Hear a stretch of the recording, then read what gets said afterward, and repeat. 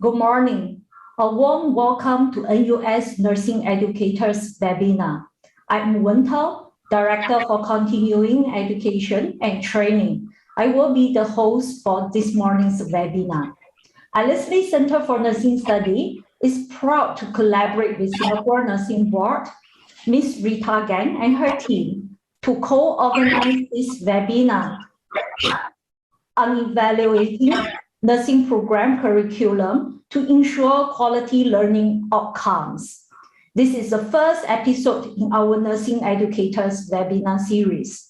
Our aim is to encourage peer sharing in the nursing education space to raise the bar in nursing education quality. We are honored to have our guest speaker, Prof. Judy Halstead, to present and facilitate discussion with us on this morning's topic, which is close to our heart as educator. Prof. Halstead served as the founding executive director and ex-president of the National League for Nursing Commission for Nursing Education Accreditation in Washington, D.C. She is appointed Professor Emerita at Indiana University School of Nursing, where she served as Executive Associate Dean for Academic Affairs from 2004 to 2014. She has over 40 years of experience in nursing education with experts in online education, faculty development, nursing educator competencies, and program evaluation. She has received numerous awards, including the Midwest Nursing Research Society Advancement of Science Award for the Nursing Education Research section, the Sigma Theta Tau International Elizabeth Russell Belford Excellent in Education Award. She is also the co-editor for a widely referenced book, Teaching in Nursing, a Guide for Faculty. You may keen to get a copy for your own reference. I believe it will be an enriched morning for us with Prof. Halstead. Before I hand over the time to her, just some housekeeping during the session. First, you may pose your question to Q&A chat box. Prof. Halstead will address some of the questions after her presentation. Second, please do stay back for 5 minutes to complete an online survey. We are keen to hear from you on areas of interest in nursing education for following episode of the Nursing Educator webinar series. CPE point will be given for those who complete the webinar. Attendance will be marked at the end of the session. Please stay throughout. Now, I shall invite Prof. Halstead. Prof. Halstead, please. Good morning, everyone. It is my pleasure to be with you and my honor to be invited to present the webinar this morning. I'm actually coming to you from Indiana in the United States, in the Midwestern part of the United States, where it is Tuesday evening and 6 p.m. my time. So today, what we're going to talk about over the next approximately 90 minutes is all about quality improvement and how to actually evaluate your program curricula. So I'm going to take a moment here to share my screen so that we can get started. And as you heard, please use the Q&A function to put questions into that area, and we will reserve the last 15 minutes or so of the presentation to actually answer the questions that you might have. So again, today we're talking about evaluating nursing program curriculum to ensure quality learning outcomes. And the objectives that I want to achieve with you all today, and I so wish we could be in person. I have had the opportunity to visit Singapore. It was about 2019 for the ICN when it was held there. Wonderful time, lovely, lovely city. And I know that you do much, much good work in the nursing profession and nursing education in your communities. So the objectives today, though, is we're going to talk about and describe the continuous quality improvement process and how that is connected to a systematic program evaluation process. And I'll start this presentation off by sharing some definitions about those two processes. We are going to function only on curriculum in the 90 minutes we have, which, is it's a relatively short period of time for the topic. But this will give you a good overview of how you can apply CQI and systematic program evaluation to other aspects of your program in addition to the curriculum. I am going to identify a standard set of program elements for you that are focused on systematic evaluation of the curriculum, and then provide some examples of key metrics that can be used to help guide your curriculum evaluation of your program. And then throughout the presentation, I do hope to address specific implications that are there for nurse educators in relationship to systematic program evaluation and how to measure your program effectiveness. So let's get started with a definition of CQI. Just one moment here, back up. This definition of continuous quality improvement is that it is a comprehensive and sustained and integrative approach to system assessment and evaluation that aims toward improvement and renewal of the total system. And that's a definition that applies to any discipline, any profession, whether it's in the corporate world or in the education world. And of course, today we're applying this definition to educational systems. And to define systematic program evaluation, which is really an example of a CQI activity, is systematic assessment and analysis of all elements of an educational program through the use of evaluation strategies with the intent to measure and, of course, improve your program's effectiveness in achieving program outcomes. So your systematic program evaluation is all about collecting data. That's what the analysis piece of this is. It's assessing and collecting data so that you can analyze that data, identify trends, and use that data to make evidence-based decisions about your program. And again, today we're focusing on curriculum. So why would you be interested, and why would you want to engage in program evaluation? So, what are the purposes of program evaluation? Well, first of all, again, you're determining your program's effectiveness and the extent to which the mission and goals and program outcomes are being met. And you're also trying to determine if the program has been implemented as planned. I'm sure we've all been a part of making changes, developing curriculum, making revisions, and hoping that it will go a certain way. But we don't know, if we don't evaluate it, if the program is really being implemented as we had intended it to be. Okay, so another reason to engage in program evaluation is so that you have some rationale, some evidence-based driven rationale for program decision-making. Instead of just going from your intuition or your gut, as you might say, you actually have data that you can look at that will help you make decisions that are good for your students and your program.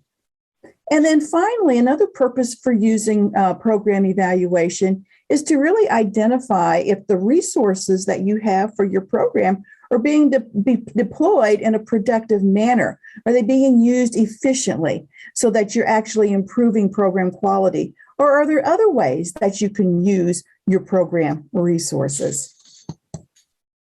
Now, overall, because we're talking about systematic program evaluation, I want you to understand the elements that are typically evaluated in a total approach.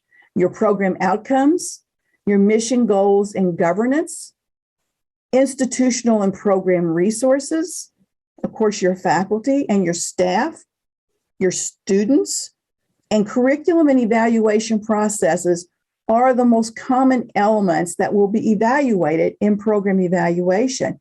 And of course, today we're focusing on that last element there, the curriculum and evaluation processes. However, And really to adequately address the effectiveness of your curriculum, you really can't do that in isolation without the other elements. The knowing what outcomes you want to achieve, mission goals and governance, your resources, the adequacy of them, the preparation of your faculty, your staff, and your students. So while we're focused on just the one piece today, all of these elements really factor in to the effectiveness of your curriculum. And I want to take one moment to just define program outcomes as they're listed here on this particular slide. A lot of times we focus on outcomes from our students, such as are they passing, the licensure? At what, percentages are they passing it at what the first time they take it?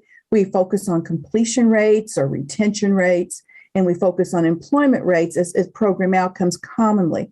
But I want you to also think of other outcomes that you might want to measure in your program besides those common data points. For example, what outcomes do you want your faculty to achieve in the area of teaching or scholarship or service? What types of resources do you want to attract, and what type of outcomes do you want to achieve with those resources?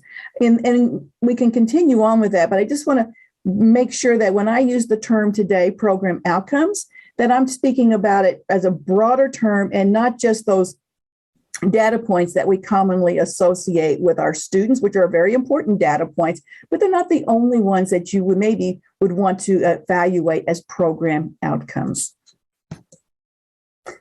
Now let's talk a little bit more about the culture of continuous quality improvement, because in order to really be successful, CQI just doesn't happen on its own. It needs to be intentionally cultivated within your program.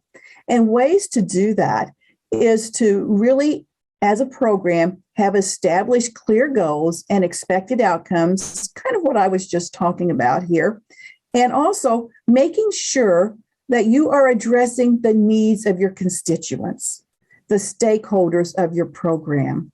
That is so important. And that's really another purpose of doing program evaluation. I want you to think of program evaluation and curriculum evaluation as really one means by which you are developing relationships with your stakeholders. And so think about it for a little bit. Who are the stakeholders in your program? Clearly, your students are. Your faculty are stakeholders. Maybe your central administration in your institution. Other stakeholders would be your clinical partners, those who are going to hire your graduates. And anybody else that you have identified as stakeholders is important. So when you're really developing this culture of CQI within your program, you're going to establish clear goals, and you're going to address the needs. Within those goals, you really are addressing the needs of your stakeholders.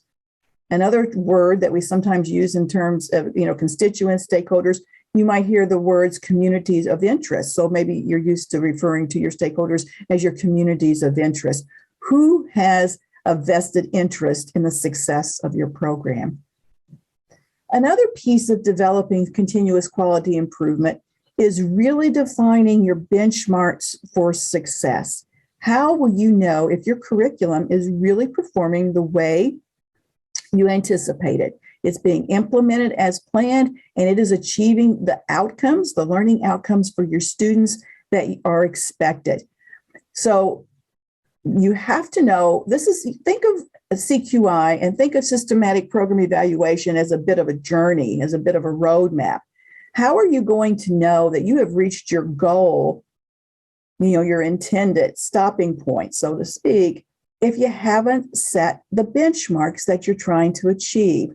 So that's another really important aspect here. And then, of course, collecting, analyzing, and using the data for decision-making is really essential. I'll come to, in a couple of slides here, we'll talk about some of the common concerns associated with CQI and systematic program evaluation. I can tell you that most of the concerns really focus on this particular bullet point of how data is collected and analyzed and then used for decision making. That's probably the biggest issue that I have seen in nursing programs across, that I've worked with over the last several years, is they can collect the data, but it's how they analyze and then use it for decision making is where they sometimes have some problems in that particular feedback loop. So the last two pieces of two elements of continuous quality improvement that are really essential to understand and incorporate into your program is to appreciate that this is a collaborative process. It's a collaborative process in that it doesn't come from top down, so it's not administratively driven necessarily. Definitely is something that faculty have responsibility and accountability for. And it's also a collaborative process with your stakeholders, bringing them to the table and getting their input, their feedback, and using that to help inform your decisions within your program. And then that brings me to the last point, is that it's also collective decision making. It's not where you collect data and it goes and it's filtered in maybe to administration where the decisions are made. That's not how you develop a culture of CQI where there's buy-in throughout the program, is that it's a collective decision-making process. So those last two bullet points here on this particular slide are really, really an important part of helping your program as a whole adopt and develop a culture of CQI. Now we're going to stop here for a moment and talk about the definition of accreditation. How does accreditation fit into what I'm talking about here today? First of all, accreditation is a standards-based, evidence-based, judgment-based, peer-based process. So that tells you that you have a set of standards, and I've looked at your Singapore Nursing Board standards that exist for accreditation, and we're going to be talking a little bit about Standard 2, I believe, which is the curriculum development part of your standards. And that it's evidence-based, which is where your CQI process begins to factor in, because accreditation is all about demonstrating externally the effectiveness of your program. And that is done by producing the data and showing how you're using it. So accreditation exists to assess the extent to which your program actually meets the pre-established standards of your regulatory agencies or your accrediting bodies. It also involves the collection and analysis of data, and that's usually through a self-study report of some form that your program prepares, and then, of course, on-site interviews and observations, all data-driven again. And then in the end, there's a judgment, a decision that is rendered by peers as to how successfully your program is actually meeting the accreditation standards. And it really is not possible to be successful in achieving accreditation for your program if you don't have a strong evaluation plan in place that systematically explores and examines all of the different elements of your program. So when you put CQI, systematic program evaluation, and accreditation together, really what you have is an internal demonstration of commitment to quality and excellence. And the accreditation provides the external demonstration to the public that your program has demonstrated a certain level of quality and excellence. So you use these processes to highlight the effectiveness of your program, to identify areas for improvement, and we all have areas in which we can improve. That's part of CQI. And you're really answering the question of how can we do what we do even better? And another, really good outcome related to engaging in this program evaluation activities is that it can lead to further acquisition of program resources.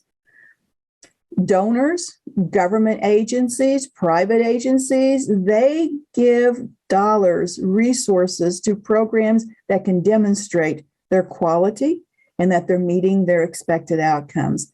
So that's another good reason to have a strong systematic evaluation plan in place that is routinely used and produces data for decision making. Now, I did say that there are some common faculty concerns. And the ones that I have listed here on this slide are the ones that probably cause the most trouble in a program, even if you have a systematic evaluation plan already in place. These are the areas that sometimes create some concerns for faculty. And so one of the implications is to be aware of these concerns and to put processes in place so that you can avoid them as much as possible. The first concern is just a lack of a systematic approach. And we're going to go through, when we talk about the curriculum here in a minute, we're going to go through some various different areas of elements that you'll want to evaluate in your curriculum. And how do you approach that from a systematic, ongoing process? So, CQI and systematic program evaluation is something that needs to be in place and is continually a part of the conversation. It's not just something that is engaged in like before an accreditation visit. It's something that needs to be in the culture and annually being looked at and reviewed. And sometimes if it's not been well developed and documented, that lack of a systematic approach can make it difficult to gather data that's meaningful to use, or data that can actually, show trends in your program's effectiveness. The second point is the ineffective use of data. And as I said just a little bit ago, this is probably the most common problem. It's not that data is not collected.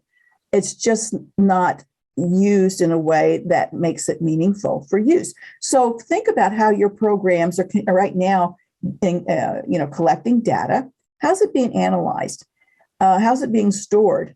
So a lot of times there can be a disorganized records or data. It's collected and it remains in its raw form where it's not been analyzed. It's not been extrapolated to see what trends might be emerging. So that's a lack of an ability to identify trends when that happens. And the inability to complete the feedback loop and base program decisions upon data. So that's another piece that I'll emphasize here today, is that you collect the data, you analyze it, but then you have to use it. You have to use it to make decisions, and you really have to document that use of data so that you can demonstrate to others, regulatory bodies or stakeholders, that you're actually using that data and the decisions you're making for your program are based upon that data. Another common concern of faculty sometimes is an unwillingness or a lack of sharing of the data with each other. In a culture of CQI, data that is collected is shared openly so that all can see what the data says and can then, of course, use that to derive, discussion, debate, and then ultimately decision-making about the program. When it's not shared, when it's held within within a course or within a certain set of committees or something, and it's not shared in a transparent member, that does create an issue of really, and it affects your program's ability to really perform as it needs to do.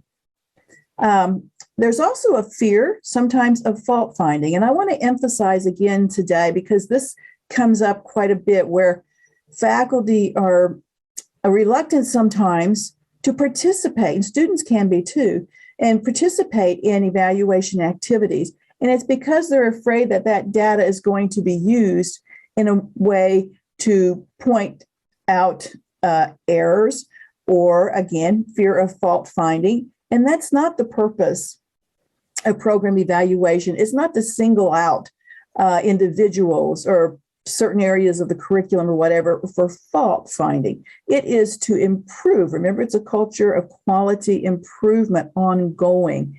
And so anything that can be done to minimize that fear will make you more successful in actually having a successful curriculum evaluation plan in place. And then finally, another concern to think about and to take steps to try to avoid is the lack of participation and shared responsibility. Sometimes in programs, somebody is assigned to do the systematic evaluation plan and to carry that out and collect the data, and that becomes that person's sole responsibility. But that, again, is not how CQI should work. This is where everybody has a role: faculty, staff, your students, your other stakeholders that we were talked about earlier, and this is shared responsibility. So as you're sitting here this morning and thinking about how to evaluate your curriculum, always keep these common concerns because they are very common. All the years that I've been engaged in accreditation, where programs tend to have the most difficulty in meeting standards is actually in program evaluation. And it's because of these reasons right here on this particular slide. So you can have the best program or plan in the world developed, but if you're not following through on some of this, it's going to be an issue for your program. Okay. Now, having said all that, that means there needs to be, in order to be successful at this, there are certain expectations of CQI and systematic program evaluation processes. And these expectations is that, first of all, that there will be a commitment to continuous quality improvement from your institution and from your program. So administratively, there needs to be support for these evaluation processes, and it needs to be ongoing. Another expectation in order to be successful is that there will be a good faith effort of self-assessment of the program's strengths and areas for improvement. And that kind of goes back to the fault finding piece I was just talking about, a good faith effort of self-assessment. You're not going to sweep things under the carpet, so to speak, but that you're really going to actively look at areas that of your strengths, always your strengths, but also what areas of improvement have been identified and what can be put in place to help improve them.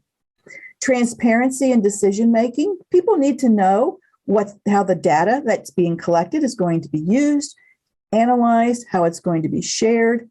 And so there's transparency in how it's going to be used for decision-making. And there needs to be a systemic, meaning all of the elements of the program, as well as systematic approach to data collection and analysis. And then finally, the respectful use of data. If it's used in a way in which it's transparent, it's used with a good faith effort for program self-assessment and improvement, and it's respectful in how the feedback is given to those who are being affected by that data, that will really be an important element to the success of your evaluation. And then, of course, an engagement of everybody is so important. So for the buy-in of the CQI. So now that's talking about you've got the culture in place. Those are the efforts that the foundation that you're building in order to actually implement and implement systematic program evaluation and then create a systematic evaluation plan. So you got the systematic program evaluation as the process, and then you've got the plan, which is actually the roadmap. So just to kind of go over systematic program evaluation, in that, starting at the top of this slide, is that first of all, you clarify what it is you want to evaluate. And in the case of today, we're going to evaluate the curriculum. And then you think about devising the feedback strategy. How are you going to do that evaluation? How are you going to gather the feedback, the data? Once you have it, you analyze and interpret it. You agree upon an action. You implement those changes, and then you start the process over again. I like this slide because it shows that there is a feedback mechanism in place and that it's continual looping, whereas my slides will sometimes look a little more linear than the process actually is. And the other thing I want to emphasize is that point about agreeing upon an action. Always remember that using the data to make decisions of your program to improve its effectiveness is of course really important. But when you make a decision not to change, okay, so your decision-making process, you've looked at everything and you're not changing, you still have made a decision. And the decision was not to change the approach that you're currently using. So lack of action is a decision, may not be the best one in your program's interest, but lack of action is a decision. And if you, though, consciously decide not to make changes because the data doesn't support making changes, always remember that that in itself needs to be evaluated in the future. So all this is a feedback loop. And I just wanted to point out that even if you don't change something, even if you don't, you have a decision not to make a change, you still have to evaluate that particular decision because it will impact your program effectiveness. It could be not making a change is the right thing to do, but it could be that maybe that needs to be reevaluated in the future. So just keep that piece in mind as well. Okay. Now, when you write your systematic evaluation plan, this is a written document. And I've, documents, people ask how big should they be? How lengthy should they be? If you're doing a complete systematic program evaluation plan, they can become kind of lengthy. The important piece, though, is that it is something you can manage. So the one thing about evaluating your curriculum, make sure that the elements you are going to evaluate and the process that you choose to do it is something that you actually can manage. So, that's why it's important to stay when it comes to some of the concepts and things in your curriculum, what you're evaluating, to concentrate on the major ones, not every little nitty gritty. So, because that can create, actually, if it becomes too complex, people simply are not going to follow through. So your document, it can look in any way that you want to have it look. Maybe you have a template, and I will share one with you here in just a minute, is really your blueprint and your roadmap. But it needs to contain these particular elements. However you choose to represent it in writing, these are the elements that need to be there. First of all, what is the outcome you're going to measure? And what is the benchmark? So what do you want to accomplish? That's your expected outcome. And how will you know when you get there? That's your benchmark. What's your timeline for data gathering? How often are you going to gather that? And with curriculum evaluation, there's going to be elements of your curriculum that you will measure every semester. For example, every time a course is offered, it needs to be evaluated. Okay? But there are other elements of your curriculum, such as maybe the mission of your program, your curricular program outcomes. Those typically don't change very often. And so you may choose to evaluate the mission maybe every 2 to 3 years. Your curriculum, your program outcomes, maybe you're looking at those every couple of years to make sure they're staying contemporary and relevant. The point is, your timeline for data gathering is up to you to decide, and it will differ depending on what element of the curriculum you're looking at. Okay? The next piece is to what data are you going to gather? What strategies are you going to use to gather it? What will you do? Now, this can be quantitative. Frequently, surveys and instruments are used to gather feedback and from various stakeholders. But it can also be qualitative. And unless your regulatory bodies are particularly stipulating, what instruments you need to use or how you need to gather that data, this is really up to you and what works most effectively in your system. Another important point is who will be responsible for the data collection and analysis. It does need to have somebody being labeled to be responsible. And that somebody could be a committee, or it could be an administrator, or it could be faculty in general. Again, it depends on your program and how it works, but it's really important to have the activities actually assigned to somebody who will be responsible and then accountable for reporting back to the overall faculty. You also need to identify how will the results of the data analysis be shared with your stakeholders, and do that up front. When it comes to evaluation of curriculum or any, other program element, you really need to know up front how that data is going to be shared and with who it's going to be shared before you actually collect it. That's an important piece to keep in mind. So have those identified, the processes by which you'll share the data and who you will share it with. Again, that's part of being transparent. And then you need to give some consideration to how will decisions be made based upon the data. Where will the decision making take place? And again, curriculum belongs to the faculty. So your curricular decisions are probably going to take place within a curriculum committee or an overall faculty committee or whatever the governance process that is used within your particular institutions in order to make these decisions. Now, this piece right here comes from your Singapore Nursing Board, and it is the Program Evaluation and Curriculum Review Framework.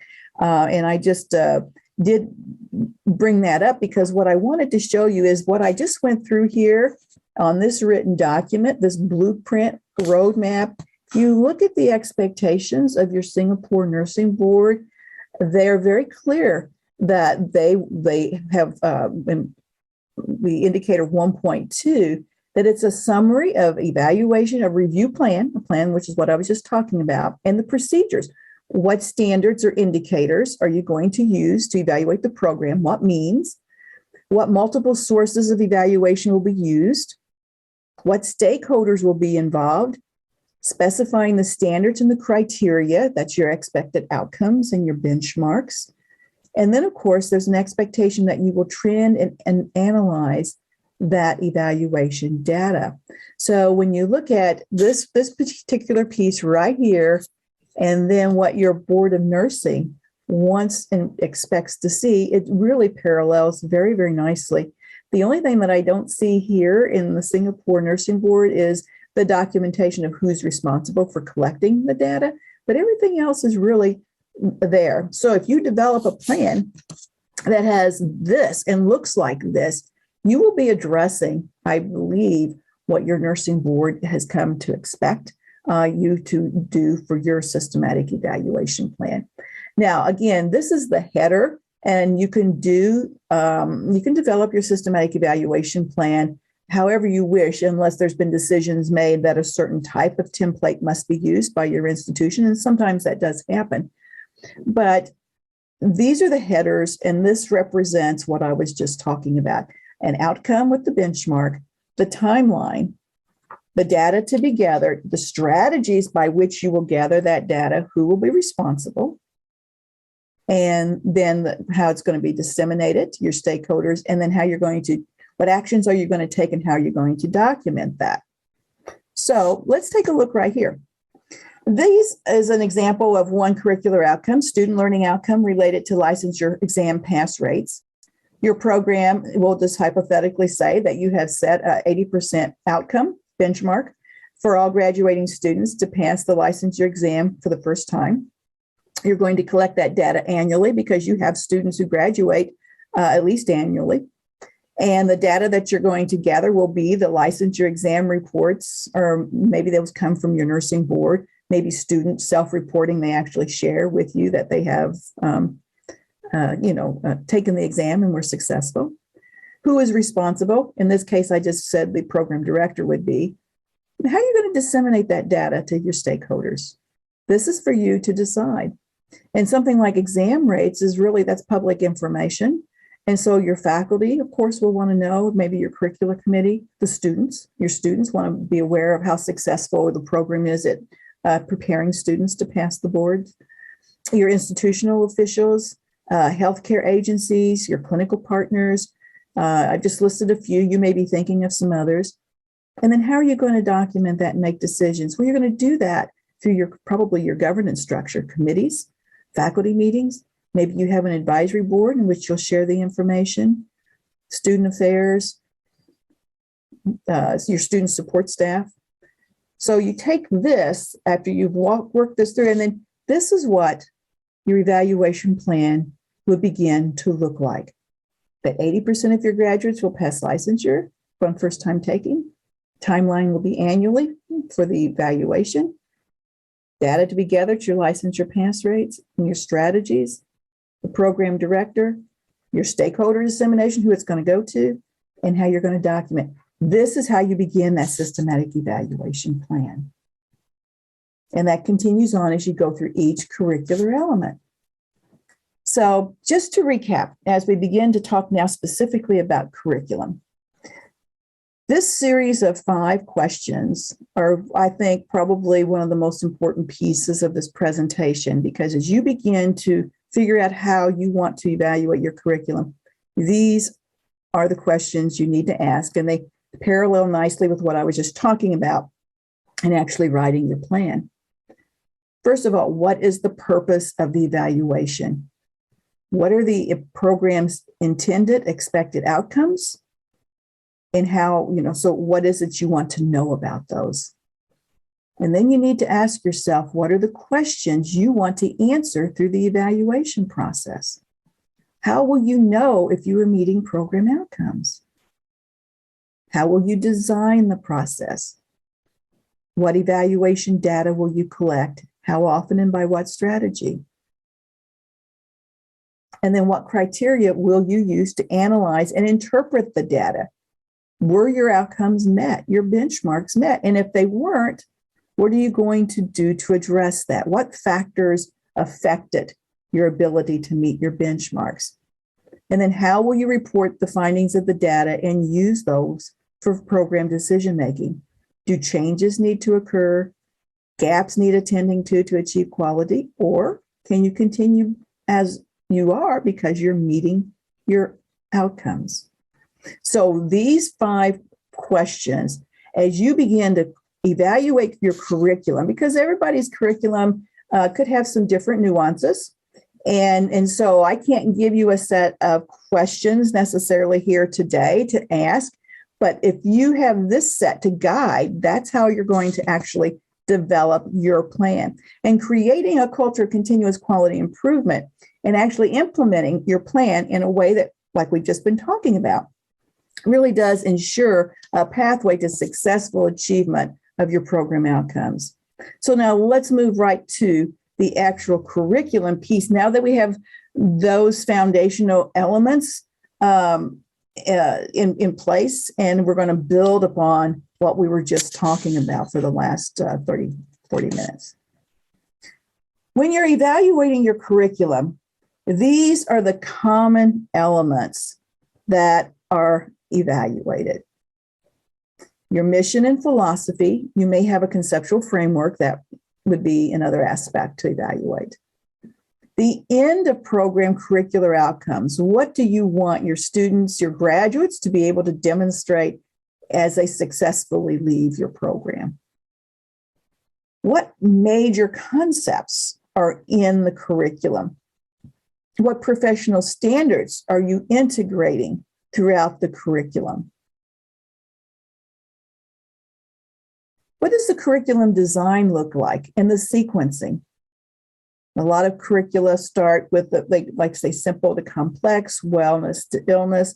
Depending on how it's been sequenced, how is that working?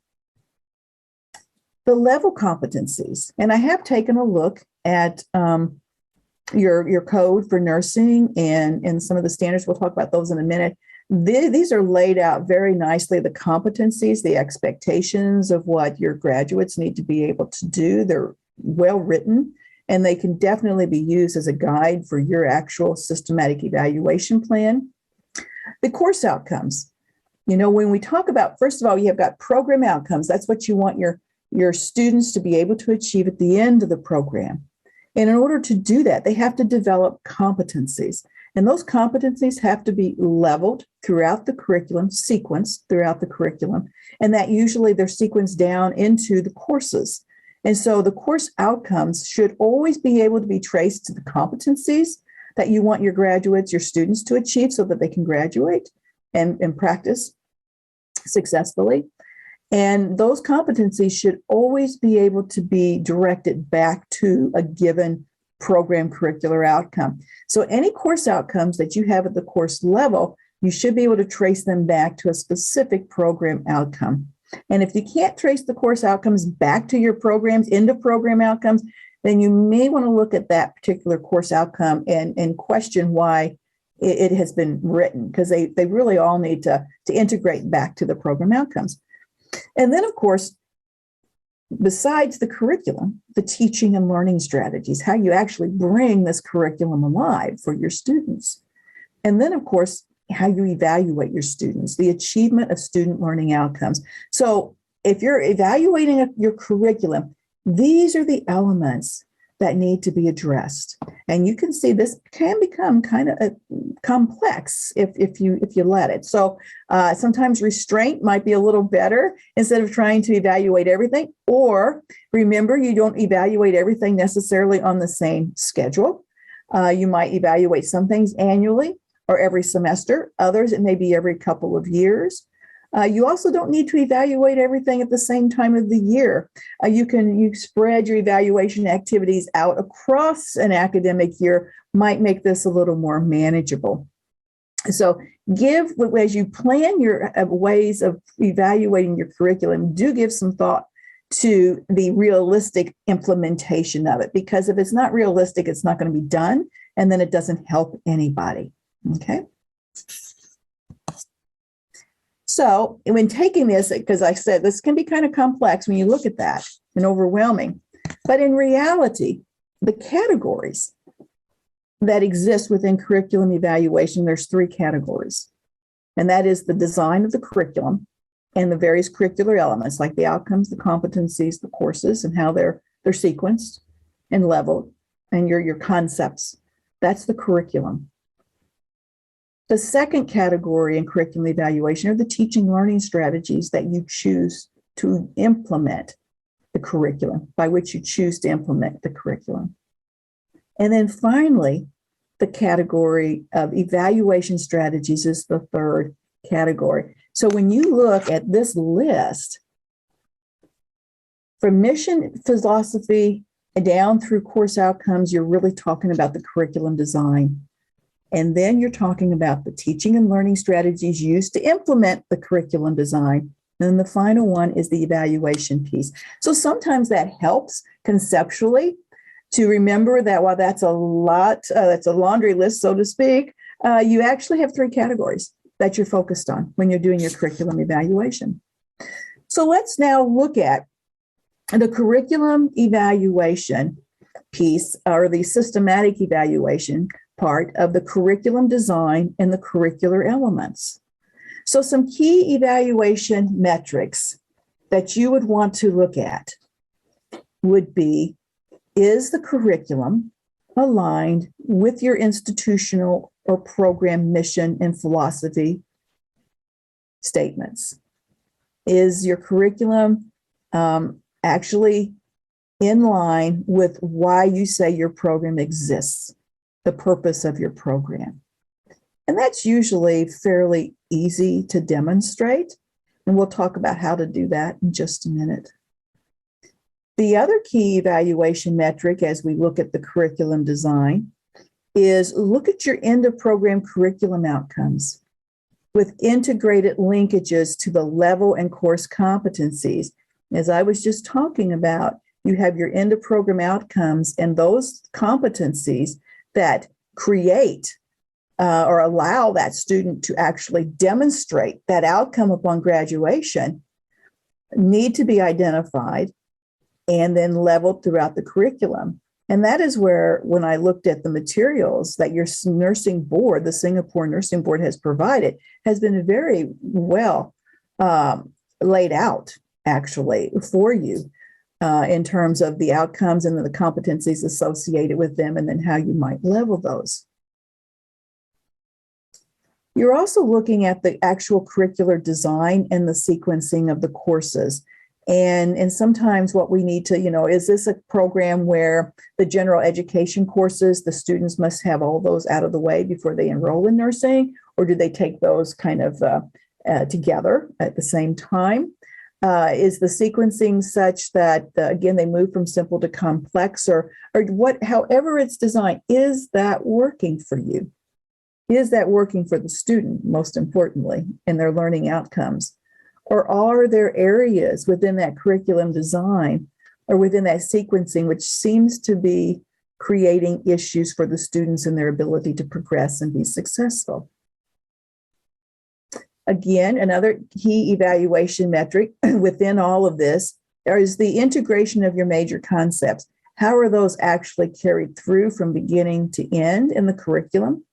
What professional standards have you integrated? Definitely, it's going to be the rules and the regulations that have been put forth by the nursing board. But are there other professional standards as well? And are those identifiable? Can you find those, map those, and are they truly integrated? Is your curriculum up to date and relevant for current practice? And that is something that probably again, that's not necessarily an annual even though curriculum is dynamic and it's ever changing, you hope that, your curriculum can be up to date and stay current with a periodic review every couple of years. As trends develop, healthcare issues evolve. We've had, of course, the major one in the last couple of years with the pandemic, which I'm sure has changed some curricula as a result of the global health issues that have, come about related to the pandemic. Don't forget your general education courses. That is also part of the curricular design and curricular elements. And by general education or your science courses, are they providing the foundation that they need to provide to the nursing courses so that your students can apply the concepts from the general ed and the basic sciences in the nursing program? Are they be able to do that successfully? And what is the relevance to the nursing curriculum? And then finally, don't forget that academic policies are a part of the curricular design and the curricular elements. And when I looked at the accredited standards from Standard 2 curriculum development, one of the quality indicators that they listed at the very beginning was the requirements for the learners and the selection to meet the requirements for registration. And that really speaks to academic policies. And so with the curriculum, there's the your admission standards. And, are they standards such that you're selecting students who can be successful in the curriculum, or the progression? And sometimes, and you probably, as you're sitting there thinking about your curriculum, you may be thinking about there are maybe some areas that students tend to struggle more. Is there a reason for that? Is there something that maybe needs to be looked at, evaluated? And then, of course, graduation academic policies. So don't forget the policy piece of the curriculum, because that's an important element. So let's just take now for an example, just really quickly, I just chose the mission. So I'm going back to your systematic evaluation plan. How do you begin to translate all of this as you make decisions? You're going to make decisions on all of these different elements. And then how do you represent those in a written plan? So let's just look at the mission. And your outcome is that you want that program mission to demonstrate congruency with your institutional mission. Okay, if you're an academic health center where research is a part of the mission, then does that show up in your program mission? And how often are you going to evaluate the mission and goals, or the mission of your program, the conceptual framework, and maybe the philosophy? We can expand that a little bit to include those. You're probably not going to do that every year, because the mission of an institution doesn't change quickly or often. Your philosophy doesn't change. It needs to be reviewed and possibly revised, but it doesn't happen every year. So this may be one curricular element that your timeline can be every 3 years. You're going to look at the mission statement, make sure it still is aligned with the institution. And the data to be gathered is you're going to look at the program mission and you're going to compare it to the institutional mission to look for examples of congruency. And the strategy will be to actually make those comparison statements, to document them in a table as evidence. In this case, the dean may be responsible for this along with the faculty. And the stakeholder dissemination is that the outcome of the review will be shared with your external and internal stakeholders. And documentation of any actions taken, any mission revisions approved by faculty and documented in faculty committee minutes. And then, of course, don't forget necessary updates to any publicly posted mission statements or published in catalogs or bulletins, et cetera. That would be another action that would need to be taken. So this is, again, I'm just trying to provide examples of how you take all these discussions and then distill it down to an actual systematic evaluation plan. So again, just to emphasize, the Singapore Nursing Board, you know your core competencies, and these are the 4 domains that were listed.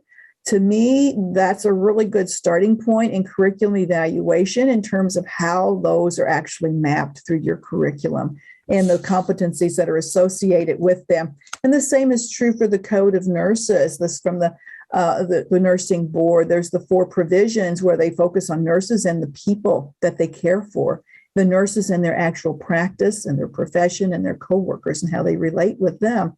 Again, there are wonderful statements there that really do help you with the mapping of the curriculum, I believe.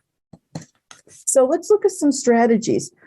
First of all, creating those curricular maps or crosswalks that demonstrate the integration of your professional standards, your core competencies from your nursing board, the code for nurses. You know what I mean by a crosswalk or a curricular map is where you list those competencies or list those standards, and then really just say, where in the curriculum is this discussed? Okay, which course, which clinical setting, where are they discussed? And then when you have that mapped out, that's where you can begin to look at your course syllabi now and say, okay, so we're talking about, the particular core competency. Let's just say we're talking about the one about professional, legal, and ethical nursing practice. Where does that show up in our curriculum?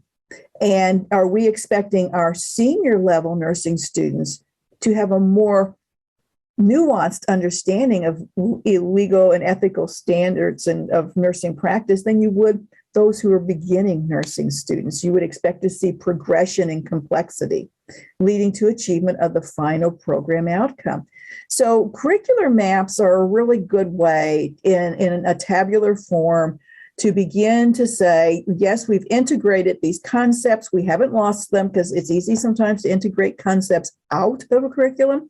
But if you can map them and do the crosswalks, and then you know where it's actually being taught in your curriculum. And that's what you need to do a spot check on, and probably every couple of years would be sufficient. Okay? And we can, if you have questions about that, we can come back to that. So where in the curriculum are the competencies addressed? Usually by courses. Do they reflect increasing complexity with expected learning outcomes as the student progresses throughout the curriculum? And of course, you know that all the core competencies are, the various different outcome statements, they don't have to be addressed in every course. They need to be addressed where it's most appropriate for them to be addressed. Okay? Do the course objectives, when you get to the course level, do the course objectives actually reflect an alignment to the end of program outcomes and address the necessary knowledge, skills, and attributes? Attitudes is another word that is used sometimes for attributes. Do they address the necessary knowledge, skill, and attributes for students to achieve the competencies and then the outcomes? So this does take some time in terms of mapping your concepts and then mapping your course objectives to your program objectives. And if you see that there's a gap somewhere, that's when you begin to say, okay, we've noticed there's a gap here in how we're teaching this one concept. How are we going to approach the revision? And that's where the discussion comes in within your curriculum development committee. Okay, but that's how you use the data. Now, where do you get that data from? Creating curricular maps is faculty work. Okay, now what you might want to also do, though, is get the perception of your students and your graduates, your alumni, in terms of how do they feel about their ability to demonstrate competencies and outcomes related to these various concepts. Getting their input in terms of the effectiveness of the curriculum and helping them, they say, again, understand legal and ethical issues. How successful are you, your curriculum, with that particular area? So it's not just mapping it. That's the quantitative piece, so that you can kind of see, from a broad level if everything's being addressed. But then it's also getting down to your stakeholders and asking them questions about their satisfaction, their ability to demonstrate. Don't forget your clinical partners, how faculty might perceive a curriculum in terms of its effectiveness, and how clinical partners may perceive the effectiveness of a curriculum. There can be some variances there. So as you're beginning to determine if this curriculum is producing the outcomes that are expected, remember, it's not just the mapping, but it's also talking to the various stakeholders. So that's where this conducting focus group discussions can be very beneficial and provide you with a lot of rich data that will complement any curricular mapping that you might be doing. And you want to, raise questions about student achievement of the program's curricular outcomes. Now, remember, again, that set of 5 questions, I say, what's your purpose? What do you want to know? That is what you'll need to ask yourself before you conduct focus group discussions. What is it you want to know about your curriculum? And that can, be unique to your particular school. Of course, there's the data that also helps demonstrate curriculum effectiveness, and that is your student progression through the program. It's if you have admitted students that you feel are qualified to complete that curriculum, you really want to have a good progression rate, a good graduate, completion rate of the program. So if your completion rates are not meeting your benchmarks, you would want to know what is it about the curriculum that is leading students to not be able to be successful. And so looking at progression, retention rates, of course, your board pass rates, and employment rates. Are your students, are your graduates, are they desirable employees? Are your clinical partners wanting to hire them? Chances are, yes, they do.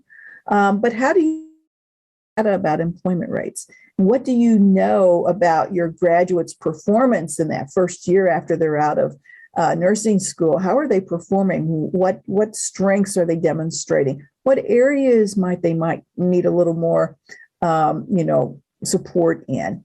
So each one of these elements, as you can see as I'm talking, can uncover so many rich and different avenues for a pursuit of data and knowledge that you really need to focus yourself on what it is you want to know. And that brings me to another point, is that sometimes when you have a new curriculum or a new aspect that you've just implemented, the evaluation focus on that piece may look a little different for a while as you are actually putting new structures in place. A more established curriculum that's been performing well, again, what you might want to know about that will look a little different.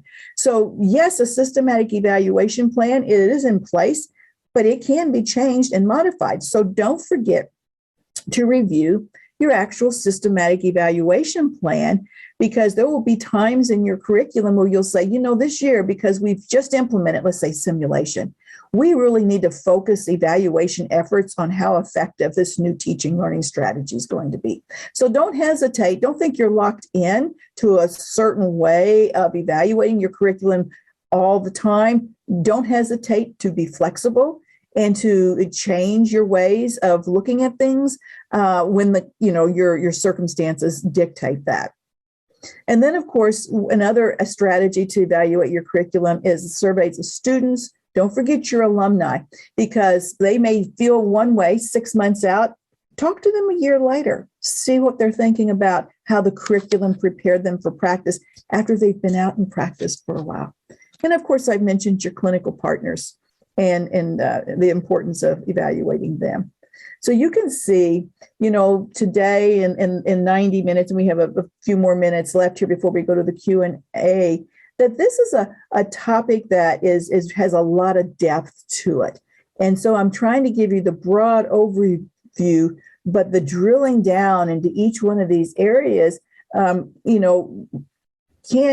take a little bit of time. This is not an easy curriculum evaluation. Does take some time. But if you approach it using these steps, you will get there in a way that will be really meaningful and helpful to your program. So now let's move on to the next aspect. Remember, I said the curriculum is really divided into curriculum design, the teaching learning strategies, and then the evaluation piece. So now, how are you going to systematically evaluate the teaching learning strategies? What you really want and expect is in a curriculum in today's world, contemporary nursing education, is a variety of teaching learning strategies that really promote active learning and clinical decision-making and support their ability to develop their clinical reasoning skills. And you want to examine your program's ability to do that, its effectiveness in the classroom setting, as well as in the clinical setting or experiential hands-on learning. And I do know that your accreditation standards, while they also talk about the linkages, as we were just talking about, they also do emphasize the importance of putting together the theory and the clinical pieces, and how is that accomplished by your program. So within the classroom, as I said, it's a variety of active learning strategies. What are they? And you can actually map those, just like we were talking about a curricular mapping. If you're wanting to do a variety of, not just all lecture, but other uses of case studies, simulation, whatever that might be, you can actually map those out to ensure that students are getting a variety of teaching learning strategies. And then within that evaluation plan, you can determine which learning strategies are most effective for your particular student. We'll come back to that concept in a minute. Now, what's happening out in the clinical setting? You have the simulated pieces of the learning experiences. And that I'm talking about maybe high fidelity, but there's also skills lab demonstrations, like, using models and stuff that are more static. There's your actual learning materials, maybe case studies. Hello, Prof. Prof. Hashtag, are you here with us?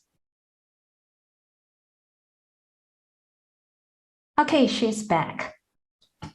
And we were talking about the teaching and learning activities, and I was trying to emphasize the importance of really looking at your assignments and making sure that you can actually connect those assignments to your course and program outcomes and the demonstration of competencies. But seek student input on the usefulness of those assignments. Ask their perspective and how the assignments are helping them achieve the expected student learning outcomes. And do that through formative means, meaning that you don't wait till the end of the semester for your course evaluations, but find out throughout the semester how the students are formatively, how they are achieving their expected learning outcomes and how the assignments are helping them do that. You also want to, that's what I just said, basically, is review your teaching strategies for effectiveness and facilitating student learning outcomes, doing that formatively and by summative evaluation. But you also want to, under teaching learning strategies, evaluate the adequacy of your instructional resources. So this is where the resource element really comes into the curriculum. Do you have the resources you need to actually implement the curriculum in an effective manner? And then, of course, there's the evaluation of your clinical sites and how important that is in the various different settings that your students go into.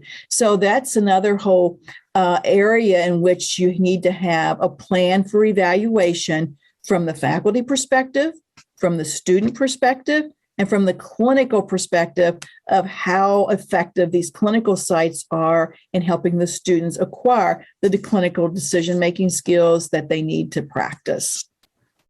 And then finally, the third component of your curriculum is actually the evaluation strategies you use in the curriculum.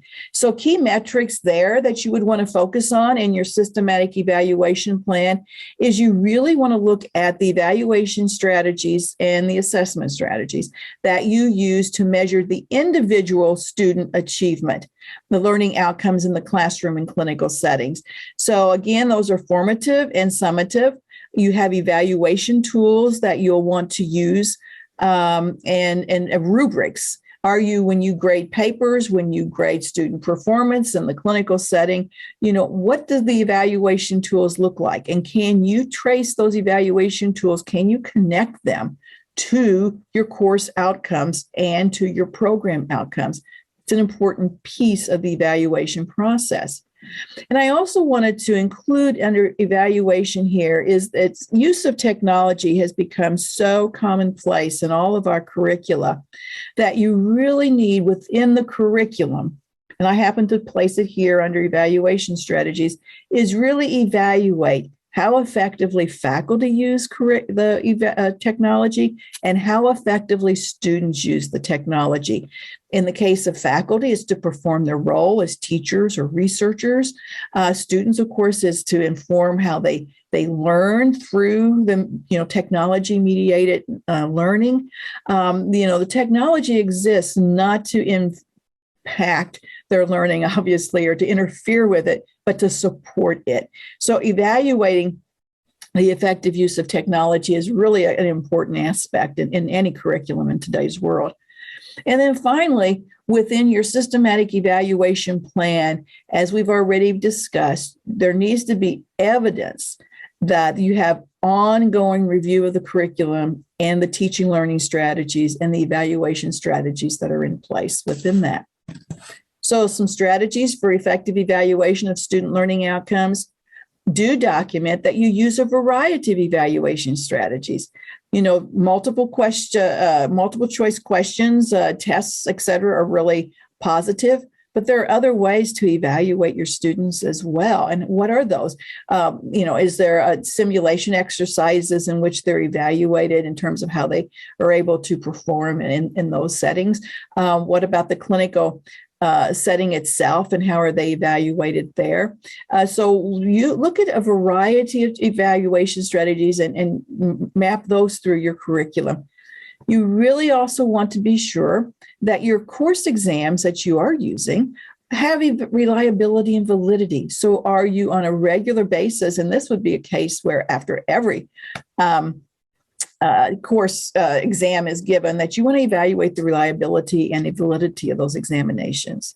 Of course, you're going to review your end of course evaluations for data, identifying course strengths and areas for improvement. This is where you want your students to provide feedback on how effective they felt the course was in helping them achieve their expected learning outcomes.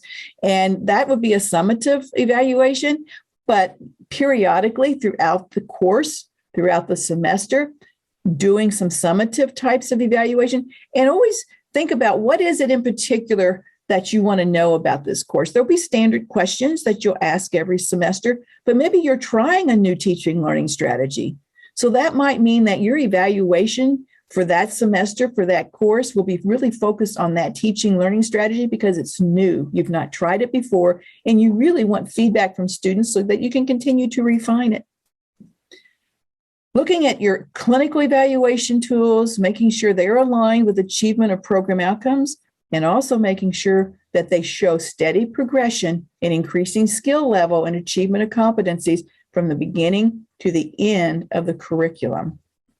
Okay, that they're not, you want your students to show progression, but your clinical evaluation tools and the level of performance that you hold your student to has to progress through your evaluation tools. So bringing them together and looking at them all together to see if that level of progression is evident is really important.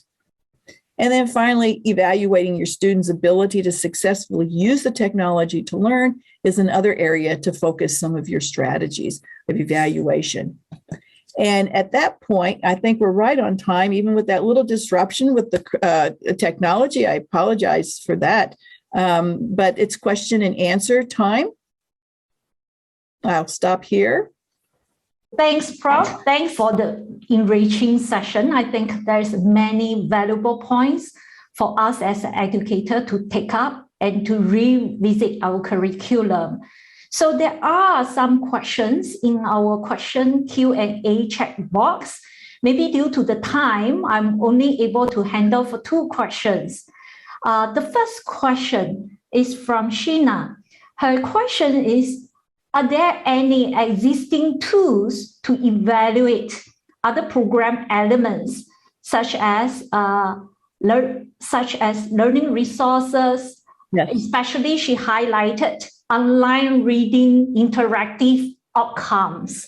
So she's asking about this aspect. It's about online learning.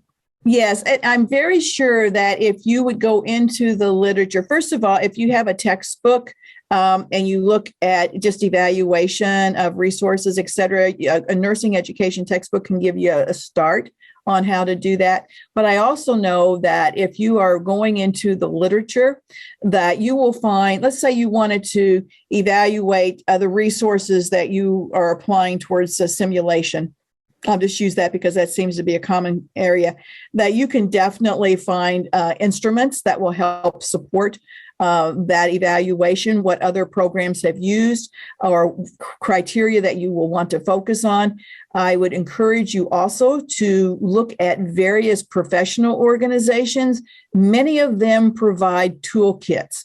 And I'll just use the National League for Nursing since I am most familiar with them, but other organizations will do the same thing. There are toolkits available for faculty to access that would have those kinds of instruments in them, depending on what it is you want it to evaluate. So I encourage you to just seek out that. You don't need to reinvent the wheel. Go to your professional organizations and look for those toolkits and go into the literature. And I'm sure you will find a variety of tools that can be modified potentially for your particular program. Thanks, Prof. Husted. Another question is from Trotlin. Her question is the Kirkpatrick model still relevant and appropriate to evaluate nursing programs? I did not talk about theories of evaluation here today, but the Kirkpatrick, it definitely is still relevant. And if you were to look at it, again, from a theoretical perspective, it will give you a lot of the foundational pieces that we were talking about here today. But if you're also not overly familiar with it, I think you can still be successful in engaging in systematic program evaluation. But the short answer is yes, it is definitely still relevant. Thank you. So since there is another question in the chat box, I think I'm just reading the question. We can address that.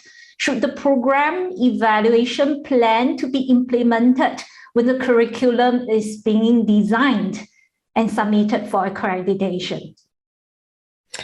Can you ask that question one more time so I'm sure I understood the intent? So the question is, I think you have mentioned in the presentation, but I just would like to maybe hear from you. Should the program evaluation plans to be in place, to be submitted together when the time you actually submit your curriculum for accreditation?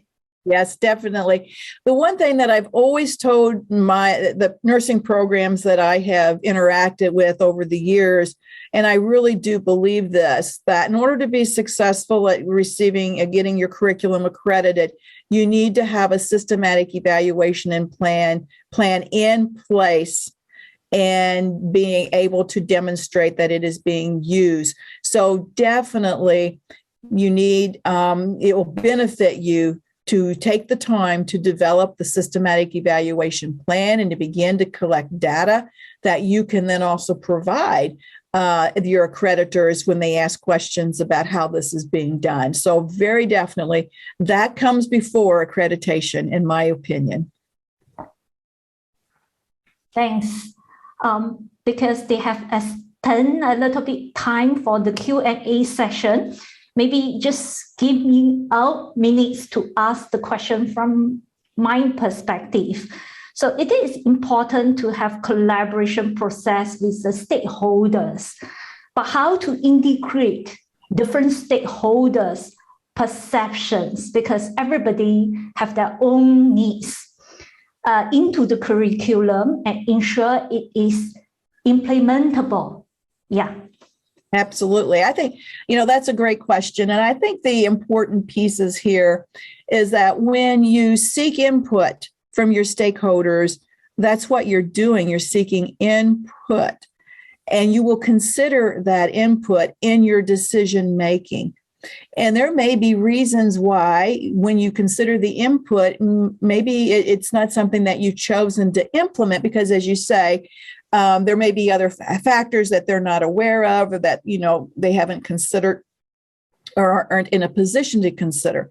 But the important piece of this is that you have asked for the input, you have thought about it, and you have good rationale for either acting upon the input or deciding not to act upon the input. But that's because you've collected the data, you've considered it thoughtfully, and have made the decision. And then it's always good to go back to your stakeholders and let them know, we heard you, this is what we considered, this was the decision we made, and this is the reason we made these decisions.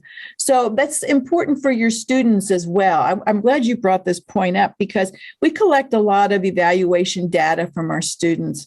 And it's always really, really important that when you make changes in your curriculum based upon the feedback your students have given you, that you actually go back to them and say, thank you for the feedback. And because of your feedback, we've considered this, and these are the changes we are making. And we'll, so that we can then evaluate if those changes will be effective. So always providing feedback to your stakeholders of how you have used the feedback or, decisions you've made based on that is a really important concept. And that builds that relationship that I've been talking about. Thank you. Thanks, Prof. So there is another question from Wen-Ying. She's asking, could you give some examples or tools for evaluating the effective use of technology by learners? Yes, I think that one place that I would point you would be to Quality Matters. That's out of the University of Maryland, I believe it still is. And Quality Matters is the actual name. And they do provide a lot of tools, and they provide a lot of criteria about how to effectively implement technology. Primarily, it's going to be online, but that's how we use technology a lot. And you can derive from that the principles that are important to evaluate. And so I would, and Quality Matters is actually the name of the program. And it's been around, it's quite well established, and they have a lot of rubrics, and I think that would be a good place to start. Thank you. So I think this is so far all the questions in the chat box. Maybe while waiting for some of them to continue submitting the question, I would like to ask another question is regarding the outcome with benchmark. How do we define the benchmark? How you define your benchmark really depends upon what it is that you want to measure. So I tell programs that when they are trying to benchmark, let's say trying to benchmark aspects of your curriculum, you need to, first of all, consider other institutions that are similar to yours in terms of the mission. And so you're benchmarking peers, okay? Another aspect to think about in terms of benchmarks is aspirational. Who do you want to look like? And benchmark aspirationally. So really, another aspect of that is to also do an environmental survey and just see what's going on in your environment and derive benchmarks from that way, that perspective. For example, your student benchmarks with the completion rates and graduation rates, et cetera, may look very different because of the demographics of the students that you serve. So knowing regionally about workforce data, knowing regionally about demographic data, the characteristics of your students in your particular program can really help you set your benchmarks. So it takes a little bit of investigation and surveying. And that's how then you can derive a benchmark that will work for your program. Now, in some cases, your accrediting body or regulatory agencies may actually set a benchmark for you. So, you do need to understand if that's happening. But if not, it's really up to you to determine what you think is success for your program. And benchmarks can be changed. once you meet a benchmark, that doesn't mean, you think, okay, so we've met this, but now maybe we can move that bar up a little higher. It just depends. So they're not set in stone, but you want it to be realistic. You want them to some extent to actually demonstrate, obviously, the effectiveness of your program, but you may also want them to be somewhat aspirational. Okay. Agree. Thank you. So there is another question from Li Ming. Her question is, with technology used in nursing education in new norm, how does this affect curriculum design? Oh boy, that is a good question. And I think that is an area to study, to be honest with you. We know how it affects interactions with students and faculty. And that is, of course, part of that's your curriculum. So the use of technology can create a barrier if it's not used appropriately. And it can create a feeling of isolation for your student. So I think, first of all, technology impacts your quality of interactions, and you really need to focus on that and make sure that your interactions remain, the students remain engaged. Okay. But how it affects the design of the curriculum is something that would be really good to discuss. And I don't have a ready answer for that. And I think this last 2 years have been really interesting because as we have moved rapidly into online education, Zoom technology, and we do know that you interact differently in Zoom than you do in person, that's created, I think we'll see some research coming out as a result of the experiences we've had in the educational environment related to the pandemic to maybe answer some of those questions. Thank you. So there is another question here. Actually, is asking you, what is your opinion on the time spent by the clinical partners and adjuncts given on the program excellent? Which means, yeah. Yeah, just say that again, because you broke up a little bit when you were saying the question. So I just caught bits and pieces of it. Okay, sure. What is your opinion on the time spent by the clinical partners given to the program excellencies? Okay, so by the time meant, is that the amount of time the student spends in the clinical setting, or how involved the clinical partners means the clinical nurses to come back to school, teach the students. Yes, absolutely. I think that is, I view this as a collaborative partnership. Academia cannot exist separate from practice. We really need to work together. And one of the things that I did at IU, in a University School of Nursing, when I was the executive associate dean there, was we actively integrated clinical practice partners into the curriculum in terms of like through joint appointments, et cetera. So I think we can't operate as silos. I mean, that was never a successful model. And in today's world, there's got to be the collaboration, very definitely. And the more you can do, and that goes back to, again, building relationships around program evaluation and systematic evaluation planning, keeping those partners engaged with you as you make decisions about your curriculum. They really need to be informed by practice. So, thank you. I think that is important. With this, I think the time is really running down. Thank you so much for the enriching session. I believe all of us have benefited from this session. So on behalf of the S&P at NUS Nursing, thanks all our participants for your attendance and proactive engagement. We look forward to host you in the next webinar session. Due to the limited time, please remember to complete your online session. Your feedback is very valuable to us. With this, we wish you a Merry Christmas and Happy New Year, and also wish you stay well and health and safe. Okay, so thank you. Thanks, Prof. Thanks all the participants. Thank you.